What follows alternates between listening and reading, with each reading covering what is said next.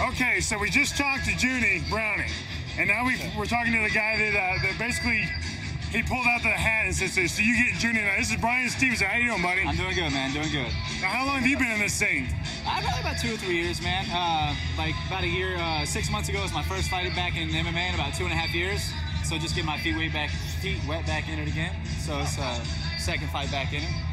Now, let me ask you, what possesses a man to say, "Hey, I'm going to step in a ring with a gate on it so I can't get out," and get all testosterone and start beating the crap out of some guy? It's fun, man. It's fun. It's a good time.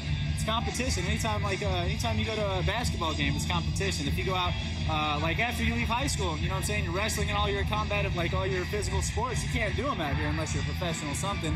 So I mean, the MMA is something where you can go out and you can learn, you can train, you can stay fit. You know, it's a lifestyle. So you get to go out and have fun. And I mean, getting in the cage is probably the easiest part of it. You know what I'm saying? Because this is a 15-minute maximum thing. You know, so the training is 2 and 3 months at a time. So I mean, it's just something to keep you busy, something to have fun, and it's right there. It's just competition. Once you get used to getting hit in the face, there's nothing.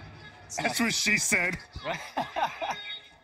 Oh, the gratuitous "that's what she said" joke. Oh, you got it. But it's not bad, man. It's just, I don't know, like after a couple of them, it's nothing. Yeah. Nothing. Still in there. I totally had a question, and I just completely forgot it. It's the "that's what she said." That's what happened. I'm being blonde tonight. Yeah. Can't you tell? Which one answer is going to be topless? Oh, yeah. How's that work? So I asked Junie. Junie. And he was going to be topless, so I have to ask you too. Right? You're going to be topless, right? Oh, I don't do anything. I don't have fun unless I'm topless doing anything. So, how you doing there? Oh, for God's sakes. I'm kidding. We're staying. I'm sorry, We're staying on. We're still at an interview, and I'm sorry. He says the bottom is staying on, sorry. I'm in 2 days, so I mean, you know.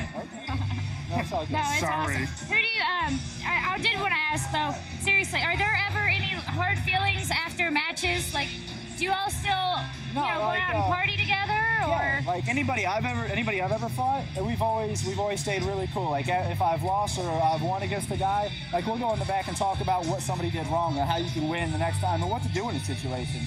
You know, it's a lot of people think it's really, you know what I'm saying, you go in there and there's hard feelings, you hate this guy. But even the fights where you do go into it with hard feelings, you come out respecting your opponent. You know, because what else can you do? After you go in there and you fight, whether you win or lose, there's nothing else you can do about it at that point.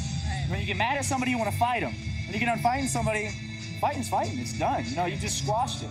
But I've never had any hard feelings. Like me and Junie cut up, never met before. We post up and talk a little bit before. And then when it gets done, you know what I'm saying, we'll probably go have a beer. Like I said, it's competition, it's sports. I don't know how long you've got to be here, but hard feelings, it depends on the person. Most of us, no. Well, let me ask you this, the opposite that. Have you ever had to fight against somebody that you've trained with or that you're really good friends with and had to fight them in the ring? No, but I will. I ain't afraid to knock you out. Like, it's not, like I told my little brother was starting to come up and he said he wanted to start training and fighting, and he got in my weight class.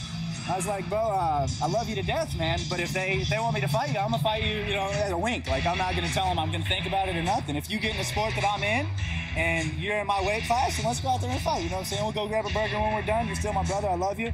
This is what we do. I want to compete against everybody. I want to compete against everybody in this place. I want to see if I'm better or where I need to improve at, you know? Because if you don't go out and compete against tough guys, you know, if you don't go out and get in there, you don't know where you're at. You know, you can stay in the gym and say you're a badass all day long.